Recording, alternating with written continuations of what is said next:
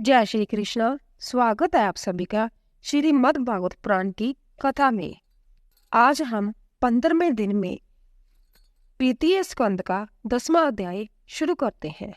मैत्रेय जी द्वारा 10 प्रकार की सृष्टि का वर्णन। विदर जी बोले, हे मैत्रेय जी, कमल नाग भगवान के अंतर्धान होने पर ब्रह्मा जी ने इस सृष्टि की रचना किस प्रकार की, आप क्रमशः सबका वर्णन कीजिए। सूत जी बोले, हे शौनक जी, धर्मात्मा विदुर के ऐसा पूछने पर मैत्रेय जी अति प्रसन्न हुए और विदुर जी से पूछे हुए प्रश्न का उत्तर देते हुए बोले, हे विदुर जी, कमल नाग भगवान की आज्ञा से ब्रह्मा जी ने 100 दिव्य वर्षों तक एकाग्रचित्त होकर तपस्या की। उस तपस्या से उनकी विवेक शक्ति तथा आत्म शक्ति दोनों ही बढ़ गई। उन्होंने देखा कि काल की गति से उनका वह कमल जल में हिल रहा है। जय देखकर ब्रह्मा जी जल सहित उस बाजू को पान कर गए, फिर उस कमल पर जिसमें वह बैठे हुए थे प्रवेश कर गए। उस कमल के उन्होंने भूभय स्वाहा इस प्रकार 3 भाग किए। वह कमल इतना बृहद था कि अनेक लोक तथा भुवनों में बांटा जा सकता था, किंतु ब्रह्मा जी ने प्राणियों के भोग स्थान के लिए इन्हीं 3 लोक में उसे विभाजित किया। यह लोक सकाम कर्म करने वालों के लिए है और इनकी अवधि 1 कल्प तक की है। जो प्राणी निष्काम कर्म करते हैं उन्हें मह, तप, जन तथा सत्य लोकों की प्राप्ति होती है। इन लोकों की स्थिति की अवधि ब्रह्मा की आयु अर्थात 2 प्रातर तक होती है। विदुर जी बोले, हे भगवान, आपने काल भगवान की शक्ति के विषय में जो बात कही थी उसका वर्णन विस्तार पूर्वक कीजिए। मैत्रेय जी बोले, हे विदुर जी, सत्व रज तम इन गुणों के फल स्वरूप जय महात्व आदि के रूप में प्रकट होने वाला आदि अंत रहित ही काल है। भगवान उस काल की प्रेरणा से ही अपनी लीला के साथ इस सृष्टि के रूप में प्रकट होते हैं। प्रथम जय संपूर्ण विश्व भगवान की माया में लीन होकर ब्रह्मा रूप में ब्रह्मा में था। काल भगवान ने उसी अच्युत रूप को व्यक्त कर सृष्टि रूप में प्रकट कर दिया। यह सृष्टि जैसी अब है वैसी ही पहले थी तथा वैसी ही भविष्य में रहेगी। सृष्टि 9 प्रकार की है तथा प्राकृतिक और वैकृत वेद से 10वीं सृष्टि और भी जानी जाती है। इस सृष्टि का प्रलय काल द्रव्य तथा गुण के द्वारा 3 वेदों में माना जाता है। हे विदुर जी, मैं तुम्हें इन 10 प्रकार की सृष्टि का वर्णन सुनाता हूँ। सर्वप्रथम भगवान की इच्छा से सत्य राजतम इन तीनों गुणों के परस्पर मेल से महत्व की उत्पत्ति हुई। दूसरी उत्पत्ति अहंकार की हुई, जिसके द्वारा पृथ्वी, जल, वायु, आकाश, अग्नि जय 5 तत्व तथा 5 ज्ञान इंद्रियां व 5 कर्मेंद्रियों की उत्पत्ति हुई। तीसरी सृष्टि भूत वर्ग की हुई, जिनमें 5 महाभूत की उत्पत्ति करने वाला तन मात्र वर्ग स्थित है। चौथी सृष्टि ज्ञान और क्रिया शक्ति को उत्पन्न करने वाली है। 5वीं सृष्टि इंद्रियों के अधिष्ठाता देवताओं की हुई तथा मन इंद्रियों की भी उत्पत्ति हुई। 6वीं सृष्टि तामेश्वर, अंधतामेश्वर, तम, मोह तथा महामोह एवं अविद्या की हुई। यह प्राणियों को पाप की ओर ले जाती है। यह प्राकृतिक सृष्टि कहलाती है। अब वैकृत सृष्टि का वर्णन सुनो। वैकृत सृष्टि में 7वीं सृष्टि 6 प्रकार के स्थावर वृक्षों की है। वनस्पति, औषधि, लता, शक्सार, विरुद्ध तथा 6वीं द्रुम।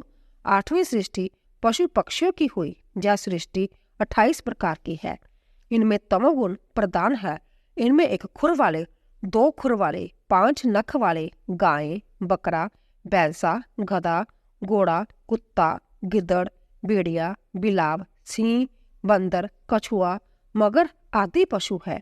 वह उड़ने वाले पक्षी है। मनुष्य रजोगुण प्रधान है। स्थावर पशु, पक्षी तथा मनुष्य ये सब वैकृत सृष्टि कहलाते हैं। जय देव सर्ग कहलाता है। इसके अलावा कौमार सर्ग है।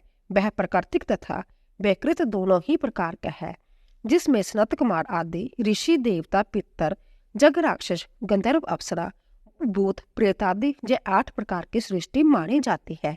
हे विदुर जी, इस प्रकार संकल्प भगवान ब्रह्मा के रूप में प्रकट होकर सतगुण, रजोगुण तथा तमोगुण से व्याप्त इस 10 प्रकार की सृष्टि में अपने ही रूपों को प्रकट करते हैं। 11वां अध्याय मैत्रेय जी द्वारा काल विभाग का वर्णन। मैत्रेय जी बोले, हे विदुर जी, पृथ्वी का अति सूक्ष्म से सूक्ष्म अंश जिसका कोई भी भाग नहीं हो सकता वह परमाणु कहलाता है।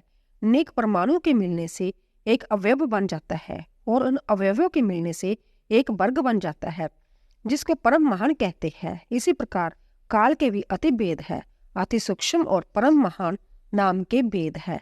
दो परमाणु के परस्पर मिलने से एक अणु बनता है तथा तीन अणुओं के परस्पर मिलने से एक त्रिसरेणु बनता है, जो सूर्य की किरणों के प्रकाश में किसी झरोखे में होकर आता जाता दिखलाई देता है।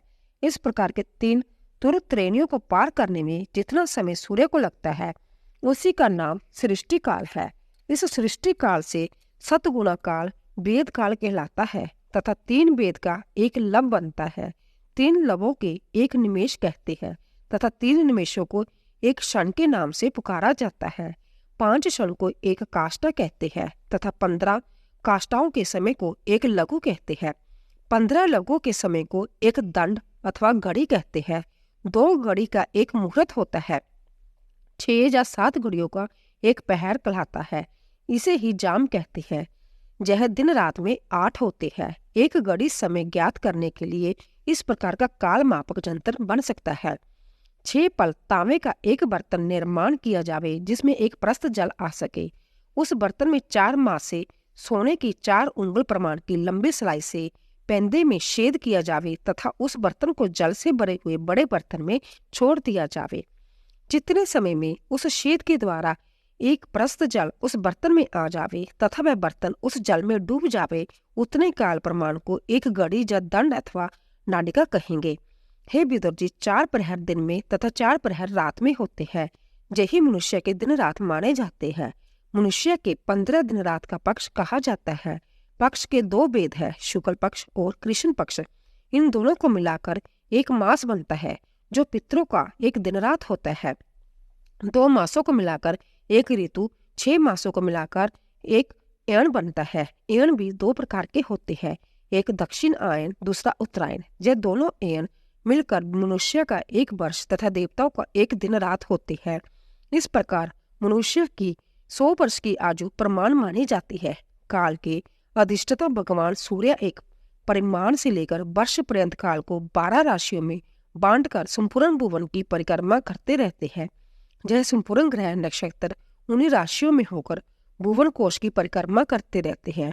महीनों के भेद से वर्ष के नाम संवत्सर, परिवत्सर, ईड़ावत्सर, अनुवत्सर तथा वत्सर होता है। विदुर जी बोले, हे मैत्रेय जी, आपने मनुष्य, देवता, पितर आदि के परमाणु का वर्णन सुनाया, किंतु सनकादिक मुनीश्वर जो तीनों लोकों से बाहर कल्प से भी अधिक आयु के हैं, इनकी आयु का वर्णन नहीं सुनाया। मैत्रेय जी बोले, हे विदुर जी, सतयुग, त्रेता युग, द्वापर युग तथा कलयुग के चारों युग अपने संध्या और संध्याशों से 12 सहस्र दिव्य वर्ष के होते हैं। सतयुग 4000 दिव्य वर्ष का होता है और 800 दिव्य वर्ष संध्या तथा संध्याशों के होते हैं। इस प्रकार सतयुग का कुल परिणाम 8500 दिव्य वर्ष हुआ।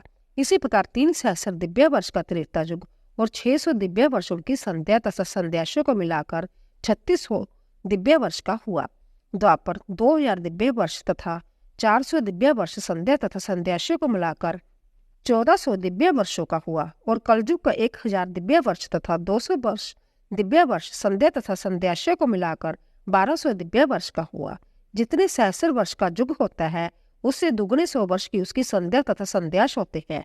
प्रत्येक युग के आदि में संध्या तथा अंत में संध्याश होता है। संध्या तथा संध्याशों के बीच के काल को ही युग कहते हैं। मनुष्य का 1 वर्ष देवताओं के 1 दिन के बराबर होता है तथा देवताओं का 1 वर्ष मनुष्य के 360 वर्ष के बराबर होता है। इस काल परिमाण से कलयुग 4,32,000 वर्ष मनुष्य का हुआ तथा 8,64,000 मनुष्य वर्षों का द्वापर हुआ, 12,96,000 मनुष्य वर्षों का त्रेता युग तथा 70,28,000 मनुष्य वर्षों का सतयुग हुआ। हे विदुर जी, प्रत्येक युग में धर्म घटता बढ़ता रहता है। धर्म सतयुग में 4 चरण से, त्रेता में 3 चरण से, द्वापर में 2 चरण से और कलयुग में 1 चरण से रहता है। हे विदुर जी, ब्रह्मलोक से लेकर ब्रह्मलोक तक काल परिमाण भिन्न भिन्न होता है। वहां पर एक सहस्र चतुर्युगी का 1 दिन तथा इतनी ही बड़ी रात्रि होती है। जिस रात्रि में सृष्टि की रचयिता ब्रह्मा जी सोते हैं, उस रात्रि के समाप्त होने पर इस लोक का एक कल्प माना जाता है तथा ब्रह्मा का एक दिन दूसरा कल्प माना जाता है। एक कल्प में 14 मनु समाप्त हो जाते हैं। प्रत्येक मनु की आयु का परिमाण 12 चतुर्युगी होता है। हर एक मनवंतर में बहुत से मनु, उनके वंशज, राजा लोग, सप्तऋषि, देवतागण, इंद्र तथा गंधर्व आदि साथ साथ अपनी आयु भोगते हैं। ब्रह्मा जी के इस एक दिन की सृष्टि में तीनों लोगों की रचना होती है। इसमें देवता, पशु, पक्षी, मनुष्य की सृष्टि उसी के कर्म अनुसार होती है। जब ब्रह्मा जी का एक दिन व्यतीत हो जाता है तब वह सारे विश्व को अपने में लीन करके निशेष भाव से सो जाते हैं। उनका पुरुषार्थ नष्ट हो जाता है। सूर्य, चंद्रमा आदि सभी उन्हीं में लीन हो जाते हैं। भू, वह, स्वाहा या तीनों लोग उस प्रलय रात्रि में ब्रह्मा जी के शरीर में लीन हो जाते हैं। उस समय जब तीनों लोग शेषनाग के मुखार बिंदु से निकली हुई ज्वाला से जलने लगते हैं तब महलोक निवासी मुनिगण जनलोक को चले जाते हैं। इतने समय में ही प्रचंड प्रलयकालीन बाजू से उथल पुथल होकर सातों समुद्र तीनों लोगों को डुबा देते हैं। उस समय भगवान नारायण जोग निद्रा से सो जाते हैं और जनलोक निवासी ऋषिगण उनकी स्तुति करते रहते हैं। इस प्रकार दिन के हेर फेर से एक सहस्र चतुर्युग समाप्त होने पर ब्रह्मा की 100 वर्ष की आयु भी समाप्त हो जाती है। ब्रह्मा की आयु के अर्धभाग को प्रार्ध नाम से पुकारते हैं। अभी तक प्रथम प्रार्धार्थ समाप्त हुआ है और दूसरा पदार्थ चल रहा है। पूर्व पदार्थ के आदि में ब्रह्मा नाम का कल्प था। उसी कल्प में ब्रह्मा जी उत्पन्न हुए। पदार्थ को अंत में जो कल्प था उसको पाद कल्प कहा जाता है। हे विदुर जी, इस समय जो कल्प है उसे बराह कल्प कहते हैं। ब्रह्मा की आयु के 2 प्रार्थ का समय विश्व आत्मा भगवान का एक निमेष मात्र माना जाता है। जय ब्राह्मण कोश जो प्रकृति, महत्व, अहंकार तथा पंच तमन्नाओं को सहित 11 इंद्रियां, 5 भूत, इन 16 विकारों से मिलकर बना हुआ है, जिसका विस्तार अंदर से 50 करोड़ योजन है। इस ब्राह्मण कोश के 12 चारों ओर 7 आवरण है। जिस अक्षर ब्रह्मा में जय संपूर्ण ब्राह्मण एक परमाणु के समान पड़े हुए हैं, यही विश्वात्मा परमात्मा पुराण पुरुष श्री विष्णु का उत्तम स्वरूप है। 12वां अध्याय मैत्रेय जी द्वारा सृष्टि का विस्तार वर्णन करना। श्री मैत्रेय जी बोले, हे विदुर जी, अब मैं आपको ब्रह्मा जी के द्वारा रची हुई सृष्टि का वर्णन सुनाऊंगा। ब्रह्मा जी ने सर्वप्रथम तब मोह तथा तामेश्वर और अंध तामेश्वर नाम की अज्ञान की 5 वृत्तियां रची। इस पापमयी रचना को देखकर उन्हें बड़ा खेद हुआ। तब उन्होंने भगवान की तप करके दूसरी सृष्टि की रचना की, जिसमें सनक, सनातन, सनातन तथा सनातन कुमार जी 4 अर्धरेता तथा निवर्ति प्रायण 4 मनु उत्पन्न किए। ब्रह्मा जी ने अपने इन चारों पुत्रों को प्रजा उत्पन्न करने की आज्ञा दी, किंतु वे चारों पुत्र निवर्ति प्रायण थे। वह भगवान के भजन और तपस्या को उत्तम मानते थे, इसलिए उन्होंने सृष्टि उत्पन्न करने से मना कर दिया। अपनी आज्ञा का उल्लंघन देखकर तथा अपना तिरस्कार समझकर ब्रह्मा जी को अर्थात क्रोध उत्पन्न हुआ। उन्होंने इस क्रोध को रोकने का बहुत प्रयत्न किया, किंतु वह क्रोध बहुओं के मध्य से तत्काल एक नीले और लाल रंग के नील लोहित शिशु के रूप में उत्पन्न हो गया। वह रो रो कर कहने लगा, हे सृष्टि के रचिता, आप मेरा नाम और रहने का स्थान बताइए। मैं बालक रोने के कारण रुद्र नाम से विख्यात हुआ और वह ही देवताओं के देव महादेव कहलाए। तब ब्रह्मा ने उस बालक से कहा, रो मत, मैं तुम्हारे योग्य स्थान अभी बताता हूँ।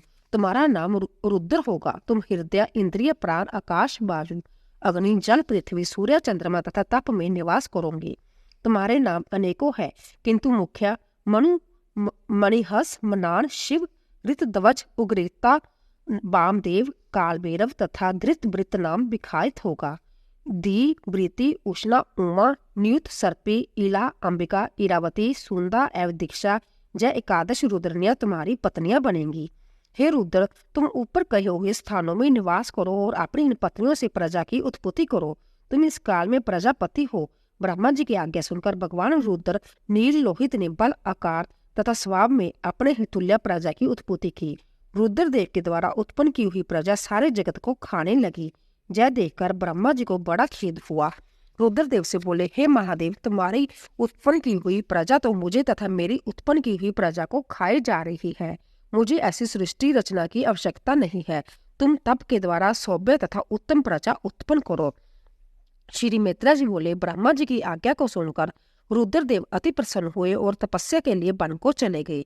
इसके बाद ब्रह्मा जी ने अपने संकल्प से 10 पुत्रों की उत्पत्ति की। उनके नाम मारीच, अत्रि, अंगिरा, पुलत्स्य, पुलेह, कृतु, भृगु, वशिष्ठ, दक्ष तथा नारद थे। यह पुत्र ब्रह्मा जी के अंगों से उत्पन्न हुए। नारद जी गोद से उत्पन्न हुए थे, दक्ष अंगूठे से, वशिष्ठ प्राण से, भृगु त्वचा से, कृतु हाथ से, पुलह नाभि से, पुलत्स्य कान से, अंगिरा मुख से, अत्रि नेत्रों के तथा मरीचि मन से उत्पन्न हुए। ब्रह्मा जी के दाएं सतन से धर्म की उत्पत्ति हुई, जिससे नर नारायण के रूप में संज्ञा भगवान प्रकट हुए। ब्रह्मा जी की पीठ से अधर्म उत्पन्न हुआ, हृदय से काम, दोनों मुहों से क्रोध, मुख से सरस्वती, नीचे के होंठ से लोभ, लिंग और समुद्र कुदा से निरीति तथा छाया से गंधर्व ऋषि प्रकट हुए। इस प्रकार जब संपूर्ण जगत ब्रह्मा जी के मन और शरीर से उत्पन्न हुए। हे विदुर जी, ब्रह्मा जी की कन्या सरस्वती बड़ी सुंदर और सुकुमारी थी। एक बार ब्रह्मा जी उस कन्या को देखकर अति कामित हो उठे। ब्रह्मा जी का ऐसा अधर्म पूर्ण संकल्प देखकर उनके पुत्रों ने उन्हें समझाया। पुत्रों के समझाने से ब्रह्मा जी अति लज्जित हुए और उन्होंने अपना वह शरीर त्याग दिया।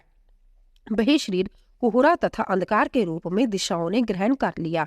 इसके बाद ब्रह्मा जी ने 4 वेद उत्पन्न किए। उन्होंने 4 ऋतुजों के कर्म जगों का विस्तार, 4 आश्रम, धर्म के 4 चरण, इन सब का निरूपण किया। विदुर जी बोले, हे मैत्रेय जी, ब्रह्मा जी के किस मुख से कौन सी वस्तु की रचना हुई, आप कृपा करके समझाइए। श्री मैत्रेय जी बोले, हे विदुर जी, प्रजापति ब्रह्मा के पूर्व वाले मुख से ऋग्वेद, दक्षिण वाले मुख से यजुर्वेद, पश्चिम वाले मुख से सामवेद तथा उत्तर वाले मुख से अर्थवेद की रचना हुई। इसी प्रकार शास्त्र, इज्या, स्तुति, सौतंब तथा प्रायश्चित आदि 4 कर्मों की उत्पत्ति हुई। इस प्रकार कर्मश, आजुवेद, धनुर्वेद, गंधर्ववेद तथा शिल्पा विद्या वेद, इन सभी उपवेदों की रचना हुई। इसी प्रकार ब्रह्मा जी ने अपने मुख से इतिहास, पुराण, 5वां वेद उत्पन्न किया तथा 2 जोग, विद्या, दान, तप, सत्या, धर्म के 4 चरण तथा 4 आश्रम उत्पन्न किए। आश्रमों की वृत्तियां इस प्रकार मानी गई है: सावित्र वृत्ति, प्रजापत्या वृत्ति, ब्रह्मा वृत्ति तथा बृहत वृत्ति। यह 4 वृत्तियां ब्रह्मचारी के लिए मनाई गई है। भ्राता वृत्ति, संचय वृत्ति, शालीन वृत्ति तथा शिलोष वृत्ति थी। यह वृत्तियां ग्रस्त के लिए है। बेखानस, बालखिल्या, औदुम्बर तथा फैनप, यह 4 वृत्तियां वानप्रस्थों के लिए है। कुटी चक्कर, बहुदक, हंस तथा परमहंस, यह 4 वृत्तियां सन्यासियों के लिए है। इसी प्रकार अन्वेषकी, त्रेया, वर्ता तथा दंड नीति, यह भी ब्रह्मा जी के 4 मुखों से उत्पन्न हुई है। ब्रह्मा जी के हृदय से ओंकार प्रकट हुआ। वर्ण, स्वर, छंद आदि भी उनके अंगों से प्रकट हुए। ब्रह्मा जी के रोम से आंशिक छंद, उनकी त्वचा से गायत्री छंद, मांस से त्रिशुवट छंद, उनके स्नायु से अनुष छंद, हड्डियों से जगती छंद, मंजा से पंक्ति छंद तथा प्राणों से बृहति छंद उत्पन्न हुआ। ब्रह्मा जी के जीव से वर्ग, कवर्ग तथा शरीर के स्वर से इंद्रियों से उष्म वरण तथा अंतस्थल से य, र, ल, व उत्पन्न हुए। ब्रह्मा जी की क्रीड़ा से 7 स्वर निषाद, रेशव, गंधार, षंडज, मध्यम, देवत, पंच उत्पन्न हुए।